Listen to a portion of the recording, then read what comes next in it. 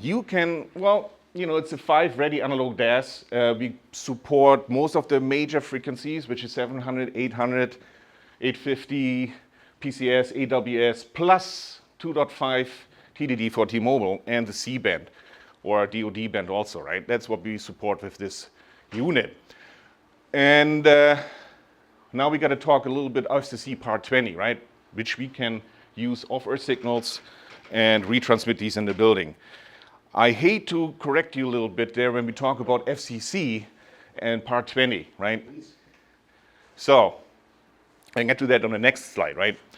What else can we do? Up to 64 signal sources, right? But this is only just based if you use our POIs, and each POI has like 4 input ports, and we have 8 slots in there, and that's 64. It's more like a marketing thing, right? Oh, 64 signals, right?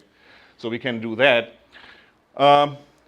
Easy design, especially when you use the ARU, because the ARU is an active antenna, and it has usually, you know, link budgets is a little bit easier. You have your 17 for FCC part 20 or your 19 or 22 dBm per band.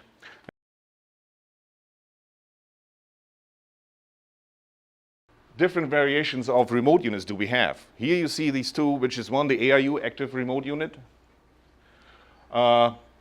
for consumer level, and then also our MIUC, right?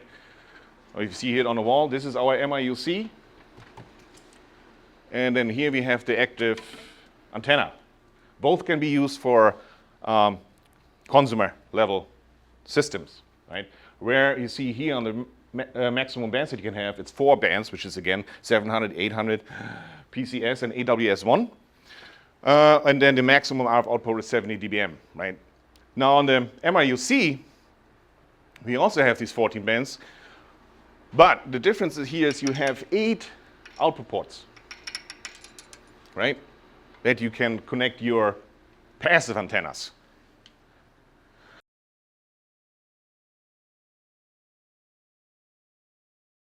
Right. This is the master unit. It's 6 rack units high. You need, if you have a system, you need 1 master unit per sector. You can have up to 8 RF cards in there. You can configure it yourself however you want it.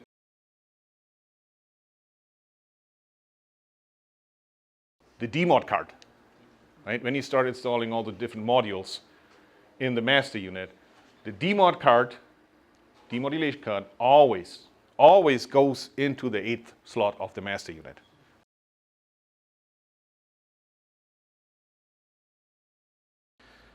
Okay, here on the right, you have the different modules that are already discovered. The first one is actually the master unit itself, right? If you click on it, you can see here oh, you don't have an image. Where's our product manager? Anyway, if you see here, you can set the part number. You see the part number, serial number. You can give the device a name. If you maybe I can zoom out a little bit. You see the temperature, the software version. Click on modify to change the name, right? Or type in there. Modify, change the name.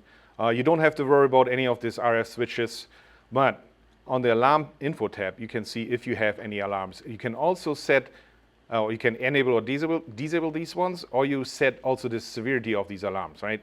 This one is a pretty new version, so nothing is set yet. So you can, you know how we do that. You can assign either minor on fan alarm 1 or whatever. You can assign whatever you need.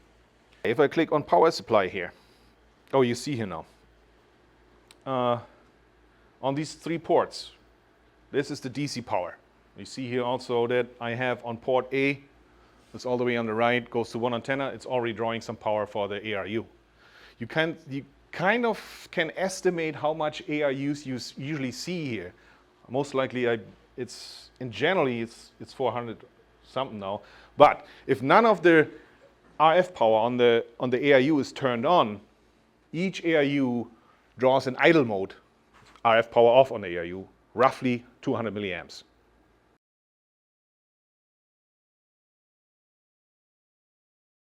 Then the first one is the MU discovery. And what it does at that point, it goes to all the slots and tries to find out what did you install what kind of cards you install in the system, right?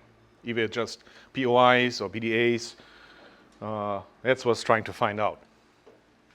At the end, in this case, it found, you just click on Start, and it found the MU obviously itself, then one FOU card.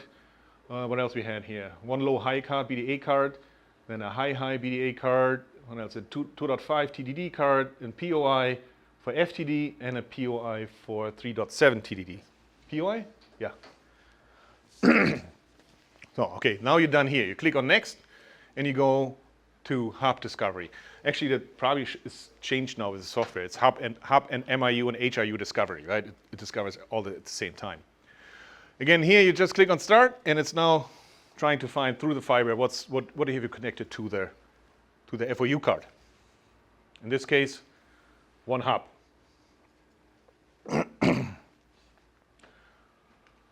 Next step. Now, if you would have had like an MIU-C or MIU or HIU, you would be almost done, right? If you don't have any AIUs, if you only have MIUs or HIUs, you could go directly into POI card commissioning if you have POI cards, right? That's it. Then you would have been done.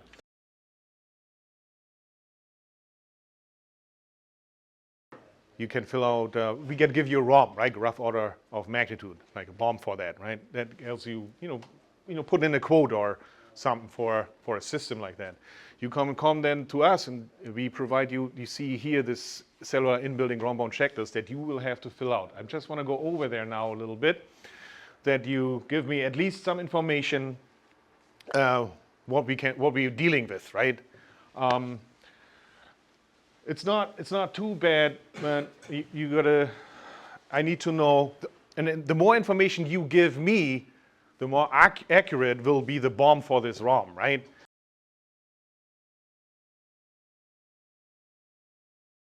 Is it going to be what the customer want, right? Does the customer just wants like basic coverage, phone coverage, and do you want, what is it here, Part 20 consumer level BDA, right?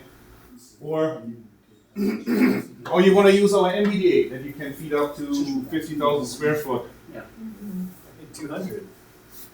Conservative. It was the design. You can use that one, or you have like you want to use external signal sources like small cell or BTS, right? Most of you probably going to start with what we do here, the Part 20, right? But I'm assuming that you guys go with it. Okay. You have it. No, just. Okay, you pick that one. Then you tell me what do you want? You want basic coverage, means like phone coverage, right? Or you want comprehensive coverage?